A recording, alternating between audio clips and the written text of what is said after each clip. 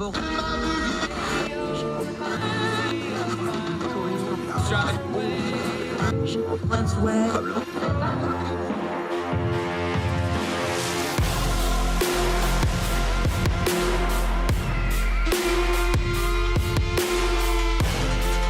your host, Andrew Donaldson. This is Heard Tell.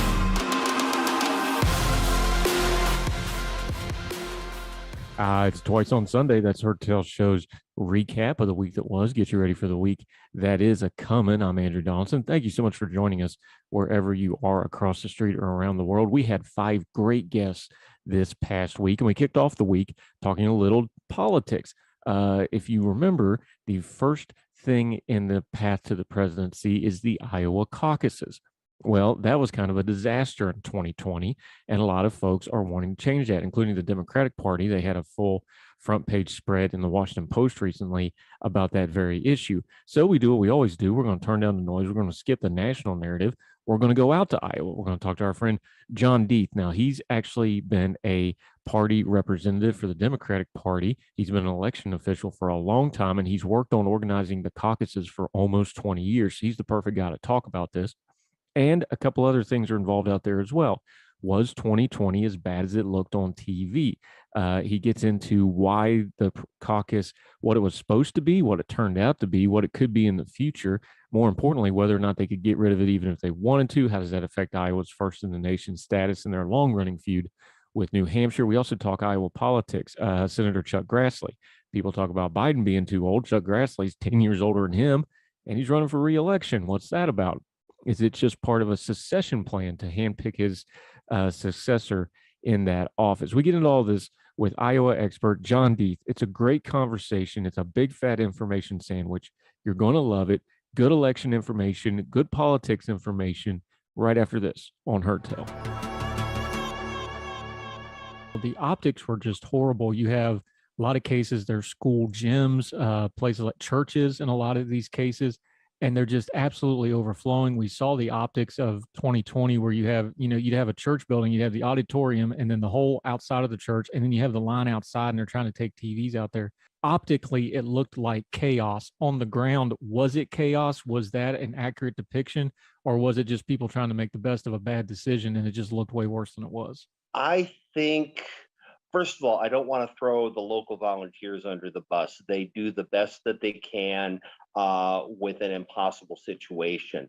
The problem is that enough rooms that are big enough just don't exist. Once you get above about the size of a grade school gym that'll hold maybe 200 people, spaces are few and far between. The average Iowa caucus goer went to a caucus of 191 people, which has got that gym already pretty full.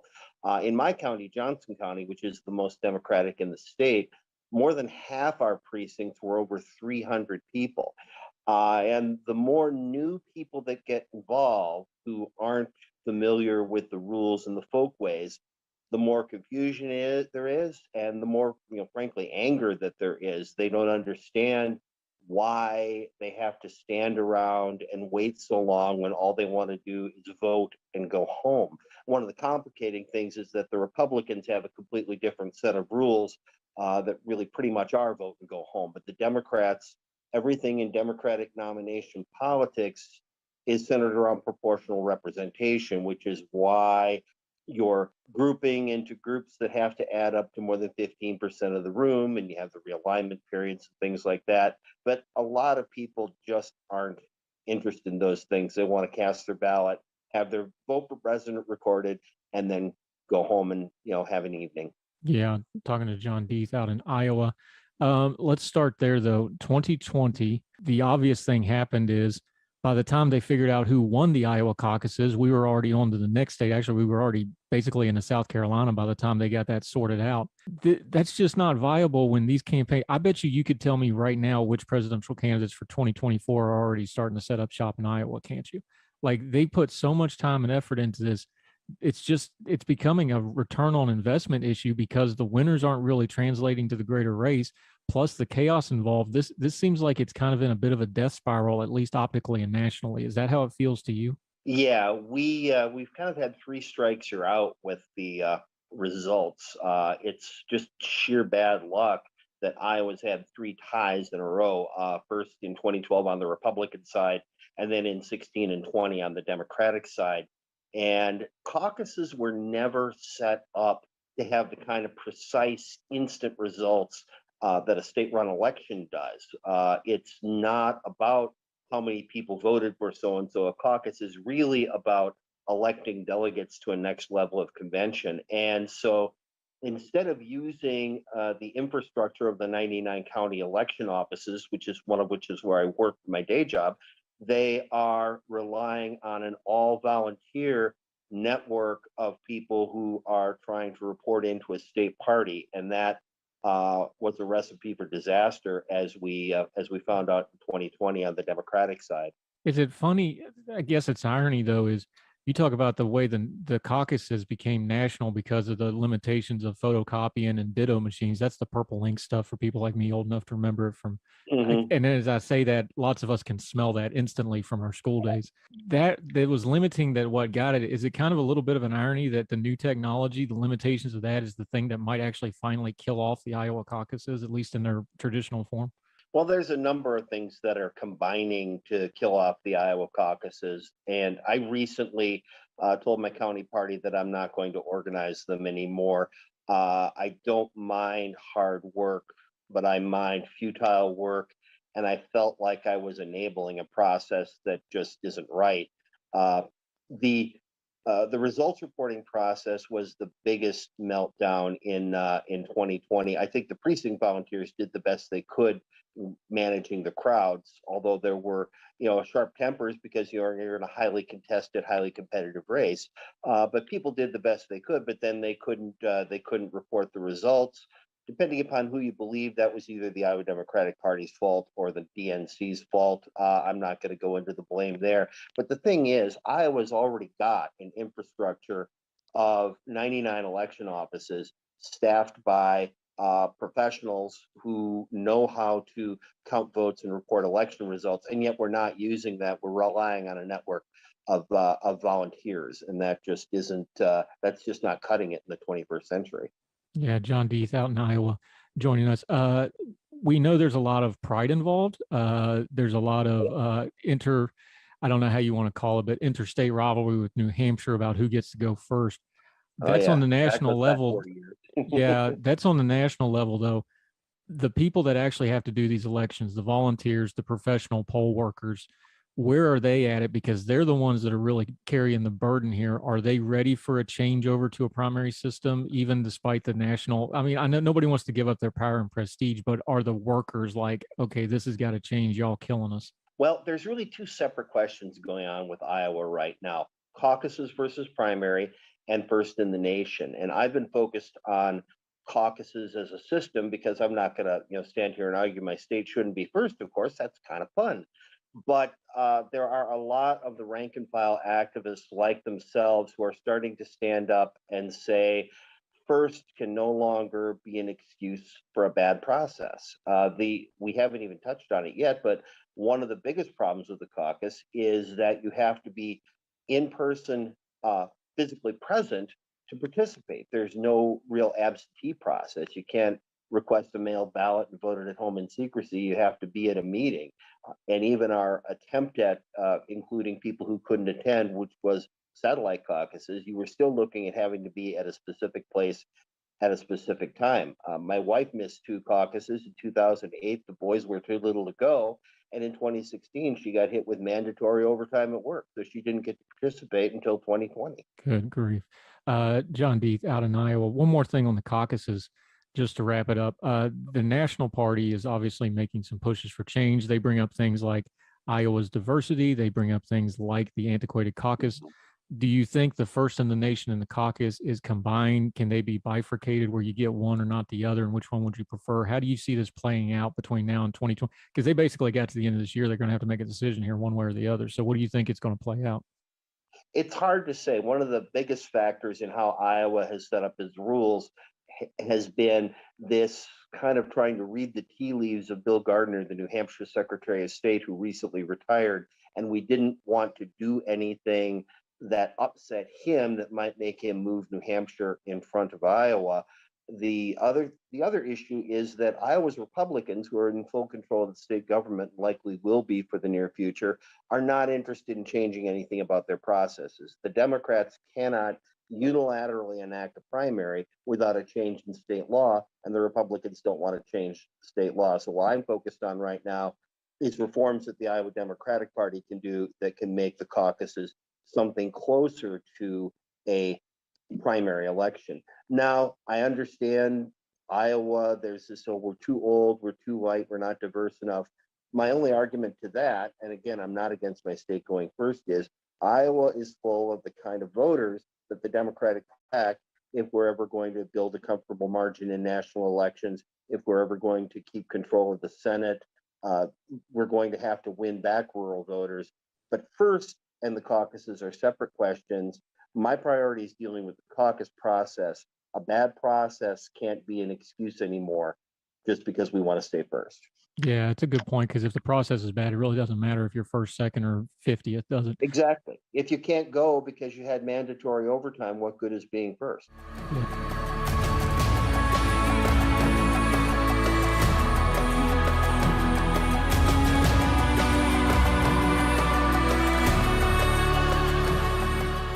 Welcome back to Twice on Sunday. That's Hertel's recap show of the week that was. Had a great conversation this week with Kelsey Grant. Now, she works in consulting in the energy industry. She helps energy companies try, in her own words, be the best that they can be, to steal the old Army tagline. And she helps them reduce things like social risk. Well, what does that mean?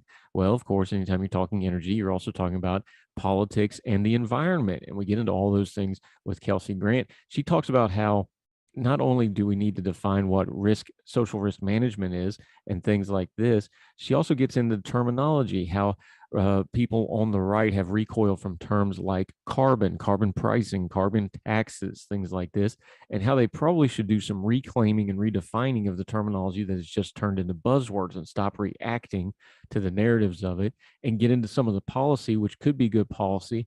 And also, more importantly, that if you don't engage in these conversations at all, only one side is talking, that means only one side ever gets to do anything with the policy side of it. So we get into all this energy, the environment, a great conversation with another of our great Young Voices contributors, Kelsey Grant on Kelsey Grant on Hertel right after this. Is part of this a terminology problem? Because I've kind of gotten to the point studying this stuff where I'm very content to just say I don't know about a lot of the climate change stuff. I'm skeptical of the world's going to end in 5 years. You can miss me with all that nonsense. Is there a problem with pollution and stuff? Well, we know that. How much of it's man-made, how much of it's natural.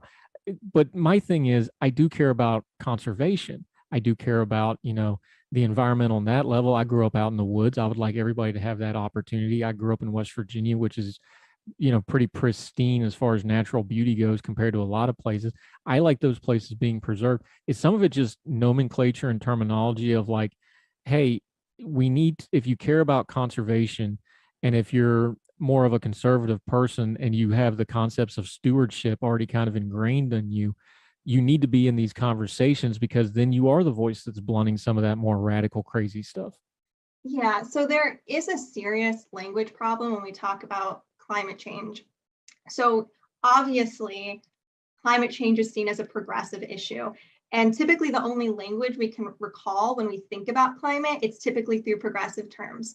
And those terms are fine. They relate to a certain subset of the population, but when conservatives are trying to engage in the climate discussion, they really might struggle in relating to the problem. So if you hear me talk about climate change, you're not going to hear me talking probably about down with capitalism, that we need to destroy capitalism to address climate change. You might not hear me talking about justice as much. What you'll probably hear me talking about is, like you said, stewardship. I'm a deeply religious person. I will tie it back to my faith and creation care, stewarding what is good. And so that's the kind of language that resonates with me. And conservatives have this language, and you articulate it very well, that you care about conservation. But we just need more Republican proud voices using that language to discuss climate change. Now, to be fair to the conservatives that kind of recoiled some of this stuff, you said what has usually been a taboo topic in the past, but when you start saying the word tax and carbon tax and pricing and things like that, they naturally recoil and go, well, that's going to drive up costs. That gets government intervention. What's the retort to that? What's the explainer to that to try to get folks that, usually raising taxes is a non-starter with a lot of those folks on any reason, but obviously we have to have some taxes for some things. Why would this be a good place for that? Yeah, so this is a timely question in light of where energy and gasoline prices are right now. And so it's important to acknowledge that on its own, a carbon tax is regressive on its own. But going back to the original point that I had made is that a carbon tax is an incredibly flexible policy, and you can design it however you want. And I didn't address this in my article because you only have so many words that you can have in an opinion piece. But there's actually a version of a carbon tax that addresses exactly that problem you brought up about energy prices. So you can actually, there's actually a Republican climate platform that's actually structured around this kind of proposal. But what you can do is, in addition to a carbon tax, you can pair it with what is called a carbon dividend. And so what that is, it's a monthly rebate back to American households. So the government will take all the money that is generated from a carbon tax minus a very, very small administrative fee, and they will dividend it back to every single American household. And what that does is it not only offsets the rising energy costs, for a majority of Americans, they would be left even more whole than they were before. And so it insulates them from these rising energy and gasoline prices. And what's even better is with that rebate or dividend, whatever you want to call it, each American is empowered and allowed to do whatever they want with it. They can use it to invest in their child's college education. They can use it to buy a gun. They can use it to buy an electric vehicle. They can use it to put solar panels on the roof. They can do whatever they want with it, but at the end of the day, it would insulate them and protect them from rising energy costs that a lot of people should and already are deeply concerned about. So you wrote this piece before the events in Ukraine. Russia invades them. Obviously, huge geopolitical ramification, huge energy and environmental and climate implications because of the gas and natural gas pipelines that go through Ukraine to get to Europe. What's changed since then as far as the policies go? Because you're talking about things like carbon offsets, you talk about border policies. What's changed because of what Russia did? Yeah, so in my article, I discussed what was called, or is called, a border carbon adjustment. And I cite I think, a fantastic article written by Senator Kramer, a Republican senator, on the topic of a border carbon adjustment and Russia. And so before I talk about what has changed since the invasion, I think I'll just list a few things, or a few benefits and advantages to border carbon adjustment. And to take a step back, what a border carbon adjustment mechanism is it's a fee applied at the border. So there's a fee that is tacked onto carbon intensive goods coming into the United States or the country that has applied a border carbon adjustment. And moving forward, I'll also refer to it as a BCA for short. So first, a border carbon adjustment is a way for the United States to capitalize on its already very carbon efficient processes at home, giving it an instant competitive advantage in the global markets against trading partners that are less carbon efficient at home. Second, it allows the United States to set the rules on climate policy and energy policy globally, posturing us as a leader rather than a follower into the 21st century on energy development and climate. And in relation to Russia, which is what the Senator Kramer's article really had to do with, is a border carbon adjustment has the potential to undercut Russia's leverage over our energy dependent EU allies. So, Russia's oil and gas exports make up about 40 to 60% of the government's revenue every year. And it's a really key leverage tool, the United States, and in addition in partnership with our EU allies over Putin. And so then you ask, what has changed since Putin has invaded Ukraine? And so my opinions on a border carbon adjustment hasn't changed necessarily. I think it's a good policy for the reasons I just mentioned. However, there's something that I've really gotten out of the Russian-Ukraine conflict, and in terms of how our energy markets are operating right now, is we should address energy policy with at least a little bit more humility. So what we are seeing with the energy transition debate and energy transition narratives that have been unfolding is that people who had beliefs about the energy transition and climate policy before Russia's invasion of Ukraine, they're basically using the invasion to affirm what they had already thought on both sides of the argument. And I really think that's probably an unproductive way for us to carry forward our debates and conversations on energy. I think it's really important for us to step back and to try to be as humble as possible moving forward, because there are considerations that we have to balance here. One is climate, and the other one, and these are not the only two, but two major considerations right now, is nuclear risk. And so I think the question I'm really wrestling with right now, I don't have a perfect answer, is how do we pursue smart, responsible energy policy that doesn't increase conflict with countries like Russia that are somewhat unpredictable, who have put their nuclear weapons on high alert. And so that's my biggest takeaway after the invasion, is to just proceed very, very cautiously and humbly. And in fact, I think this, going back to the original point of my article, is I think this is where Republicans would be very useful. I think Republicans could help support us in developing a very pragmatic, responsible approach to approach to decarbonization policy at home and internationally.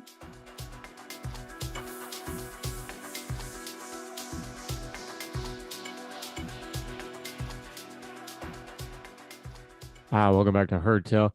Fun conversation with a new guest making their debut on this program, Lillian Tara. Now, she's a UVA student up in Virginia, and we wanted to talk a little education with her. And she was there for the Glenn Youngkin election, which was dominated by issues involving education.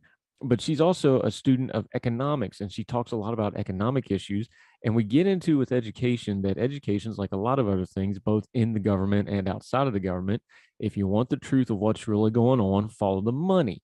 We talk about how people feel like it's icky to talk about money when it's education, because we want it to be this magical place where students go to learn and teachers are all altruistic and just want to teach. And there's no outside factors involved in that. But that's not the world we live in. Money rules everything. And if we're not going to talk about the economics of education, we can't ever address the issues with education. We get into all this with Lillian Tara, a great conversation, economics, education, a little bit of politics, whole lot of culture, whole lot about how things actually are, not how we want them to be. We get into that conversation on Heard Tell right now. Okay, you are an economics person.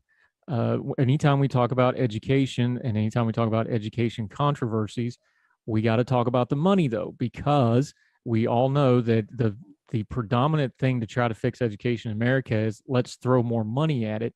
When it comes to these issues of trust, when it comes to issues of policy, though, money's not going to fix this. Hiring more teachers isn't going to fix this.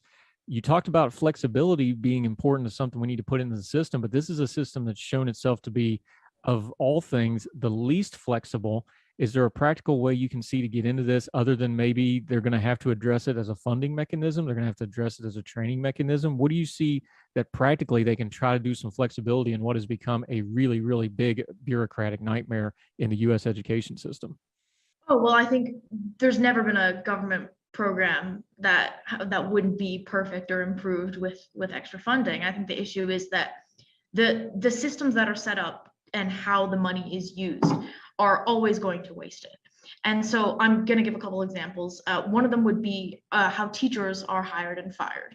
So in a lot of districts, especially thanks to union interests, what we see is that teachers get pay rises based on seniority, and they get them as they age.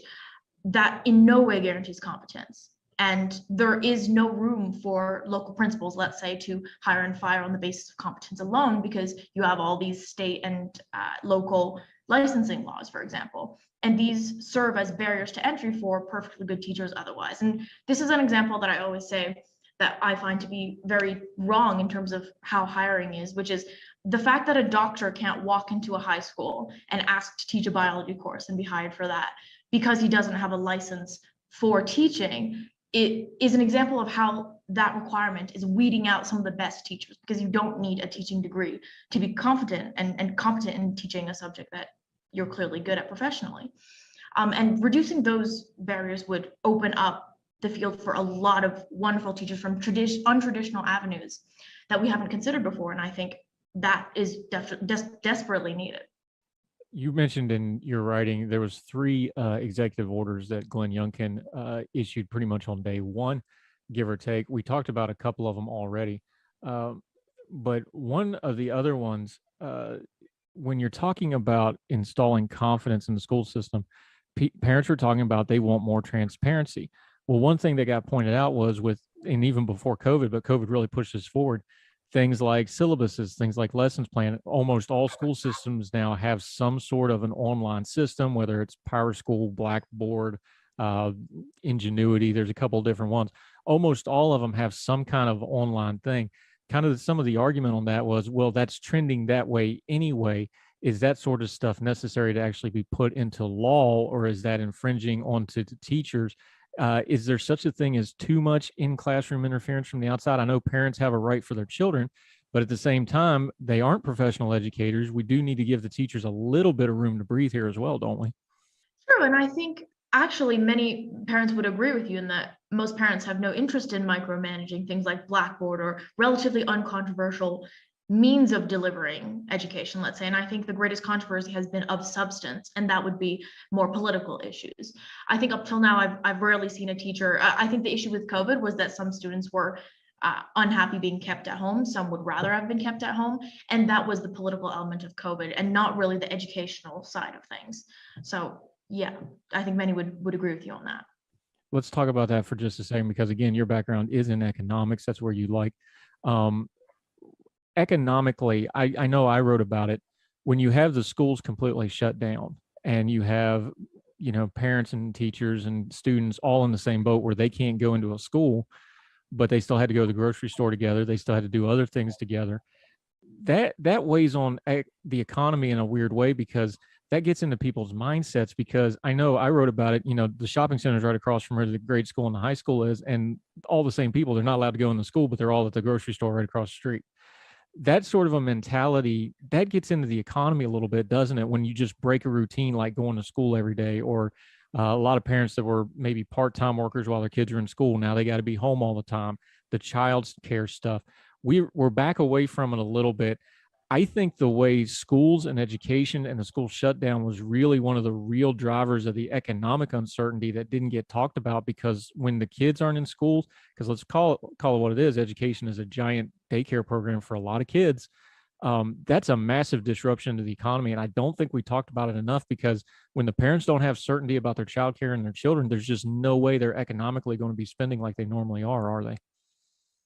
No, and that's a really, really good point, because ultimately education serves 2 functions. One is education, perhaps in quotes, and the second is glorified daycare.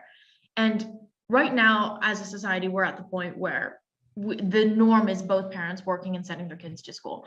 And at this point, it makes sense to put your kids somewhere, as long as they're not being actively harmed. It's better than keeping them home, because parents aren't comfortable or qualified, supposedly, or interested in homeschooling.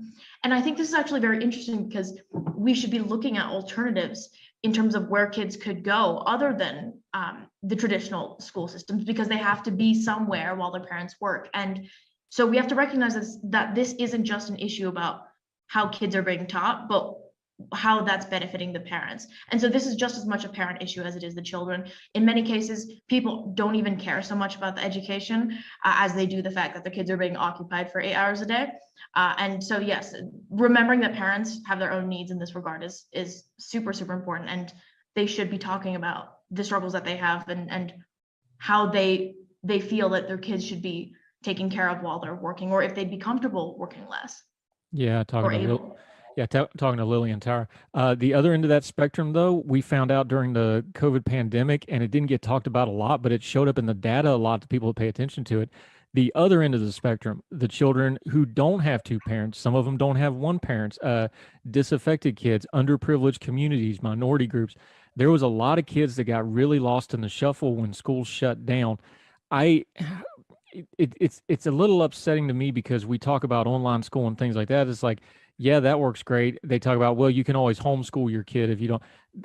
Most parents aren't equipped to do that. I'm a fan. Look, if you can homeschool your kids, God bless. That's there's a lot that goes into that if you're doing it right. Most people can't do that. I think that's always going to be a small percentage. But when you look at the students that got left behind, and some of them have just disappeared from the school system and still not come back, doesn't, to me, this says that when we look at education, it needs to be an all of the above type thing, not just a one or two solution thing, because we found out with the pressure of this on with these disadvantaged kids with different parenting situations, one size fits all does not work in education. And I think that's a lesson out of this pandemic we need to take of, hey, when we're talking about like school choice and stuff, it's not just a matter of giving certain people a choice. It's about having an all of the above policy that best benefits children in education. Yeah, definitely. I think what I love as about markets as a free market type person is that they're incredibly versatile and very, very adaptive to local needs based on local information. And this is something that is incredibly important in education because the local agent is the teacher working with that individual child. And with this element of personality, you just don't have something that can be seen from a state bureaucrat's perspective. And this is why I'm a big advocate of, say, charter schools. But one of the issues is that as soon as you bring in monetary issues, let's say, or you say that charter schools are monetarily more effective, you get charges of, well, you care about profit more about our children, or any amount of money is worth it if our children are being educated. The first response is, well, they're not. And the second is, so money does matter. And it's important to realize that when systems are doing more with less money, it's reflective of a general efficiency in terms of recognizing needs and addressing them. And that is greater than just profit. That's more about how students are having their needs met.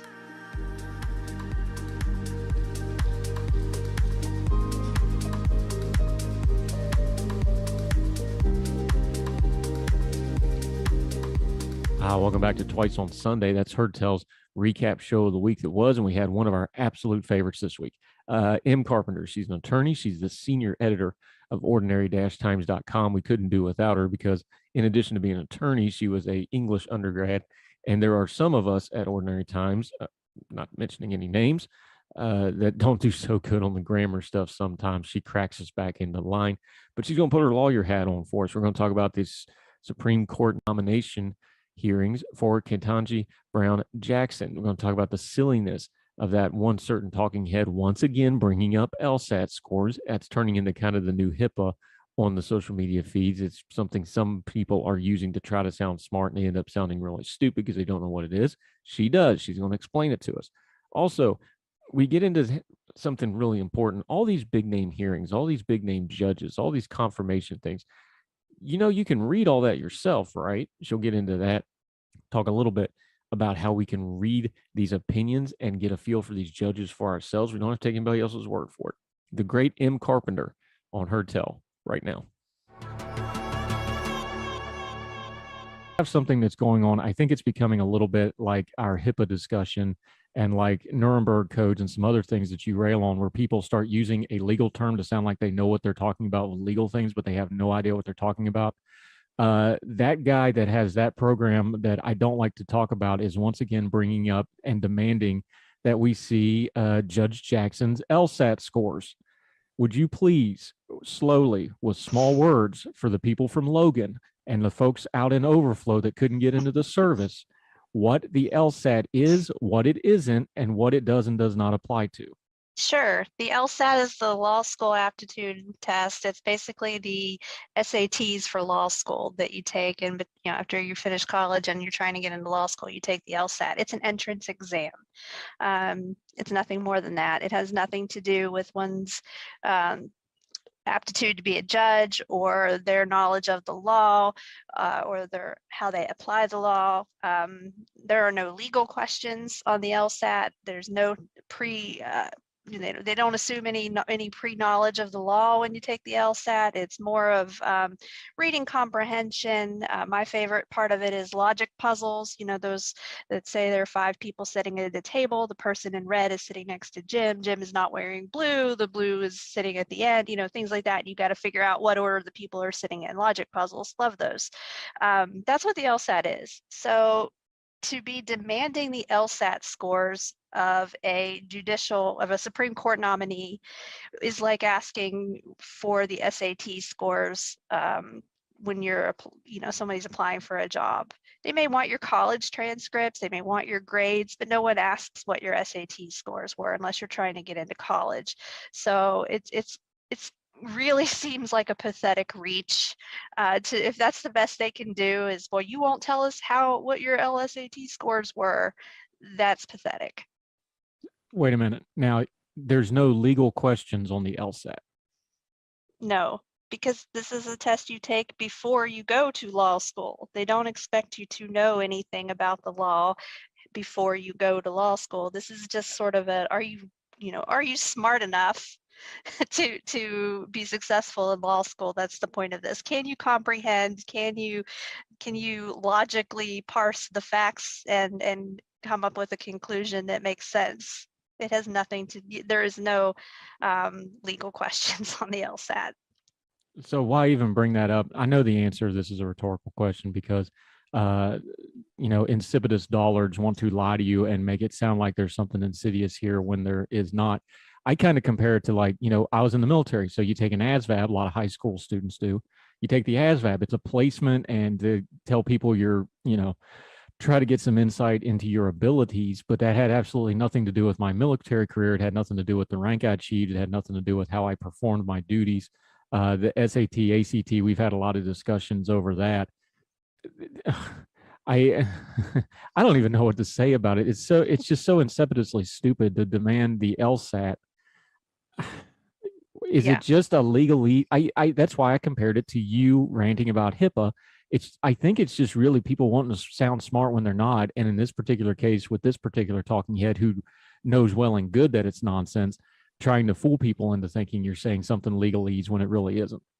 Exactly. And this is another instance, and it baffles me that people don't understand this, of people who know better, that think you don't know better, and they are counting on you not knowing better, which means basically he thinks his audience is stupid.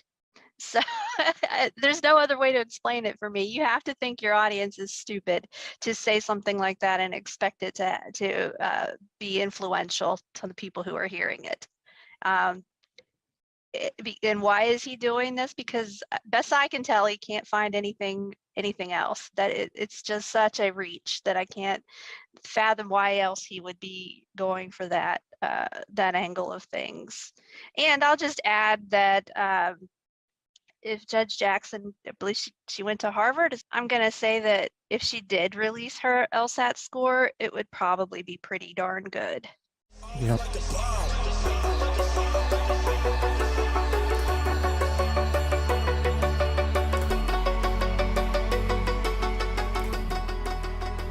Welcome back to Heard Tells Twice on Sunday show, where we recap the week that was. We went down to Australia, down under. Another Young Voices contributor, Jin Yun Kwak, joined us. She's a student of economics, has degrees in economics. She's also an immigrant, moved to Australia to study in Sydney from Singapore, has great perspective on economics and things like immigration and how those two things always go together and you cannot separate them. We talk a lot of China, of course, because that dominates economics in that part of the world and all the rest of it. We get into some interesting stuff as well, though. She deals with the meme that's online of why doesn't the richest man in the world just write a check and in poverty or in childhood hunger or in whatever issue you want to bring up? Well, because that's not how that works. It wouldn't do any good. And just throwing money at a problem has never solved it. So we get into what really causes poverty, which leads into what causes wealth generation. That also leads into talking about free markets versus authoritarian systems and how we're seeing in places like Russia, the authoritarian systems, you can never have true wealth generation. You can just redistribute it and funnel it to certain people. You need to unleash people to generate wealth. We talk about all these economic issues with Jin Young Kwak, great new friend of ours, Enjoy this conversation immensely. I think you will too, and you can hear it right now on Heard Tell. So somewhere like Russia, we found out now once they start putting sanctions on, the system collapses pretty quickly because it's all cronyism. It's not really a bottom-up innovative society. How much does government pressure or a dictatorial pressure in these cases talk about how that affects wealth generation? Because it'll affect a lot of wealth for a very, very small amount of people, but it's because the system is just funneling money. It's not actually generating wealth in the way like an America does, or like the England and Europe of the last century did. These places where we've seen great, Japan of the last 60, 70 years, Germany post-World War II, these places that really explode in economic growth and economic freedom. You're not getting that in a dictatorship or an autocratic society because you just can't, can you? No, you just can't. And I think a really good example is China. In the Mao Zedong era, there was a cultural leap, and it actually ended in a huge massacre of innocent lives, and that's because of dictatorship. So China only started to become an economic powerhouse when they started embracing parts of capitalism. And who knows how much they can achieve if they fully embrace the free market. But in recent news, we can see that the current President Xi Jinping, he is looking to tighten reins. He's hunting down on the wealthy, the affluent, and I think it's only a matter of time before we see China experiencing what they experienced during Mao Zedong's era. Now, the thing with China is they've got a built-in advantage on the world economic stage that's letting them kind of be the exception to the rule about that, is because they have a workforce of 750 million people. They have a workforce of 750 million people, that are, for all extensive purposes, pretty much under government control. They can control where they work, where they put their industry, these things. And that has been the real secret to the economic might of China. And I don't think people talk about it, that a lot of it's just a sheer math problem of like, hey, we've got the biggest workforce in the world, and we also have complete and total control of that workforce. Yes, and it is simply quite. I think China itself is a very interesting topic, but at the same time, I do think that if the president of China were to carry out even more restrictive policies, it will the sheer mass of the country will not be able to help the economic progress. And I think we can see that from history. During Mao Zedong's era, there were a lot of people as well, but they were still living in poverty. And when you look up a lot of people's when you look up people who have survived the Cultural Revolution, you will find that they have learned to embrace capitalism in Western countries, and it doesn't help that that China is taking a step towards capitalism, because they understand that it is only a matter of time before things go back to the way they were. Yeah, talking to our friend Quack over in Australia. Why is it? I know we talk about the human rights issues China has currently today, and we understand that their economic might is buying their excuses and enabling them to do that, because people don't want to, they don't want to break up the cash cow that China is. Why isn't something, you talked about the Cultural Revolution, the Great Leap Forward is quite possibly the greatest single human caused disaster and extinction of people and life in the history of the world. And we don't really talk about that much. I know China censors that, a lot of it, but you're just talking about 20, 25 million people starving to death basically on purpose. Why do you think that's not more in our collective consciousness as the world, especially in the West, where we're usually pretty good with stuff like human rights, but we just never talk about the Great Leap Forward? And this is one of the most horrific things in all of human history. I think perhaps a lot of countries don't want to jeopardize their economic ties with China, because they understand that even just by the sheer mass of the country, it'll be quite difficult for any countries to address this without triggering China. I think it was really interesting because I read an interesting article by the Prime Minister of Singapore, Lee Hsien Loong, and he basically gave an in-depth analysis on trade ties between Singapore, the US, and China.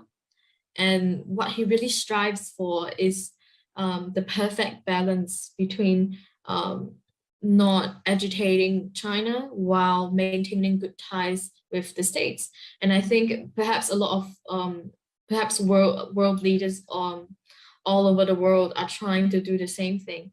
And while this does make sense economically, it doesn't do anything to address the problems that China faces.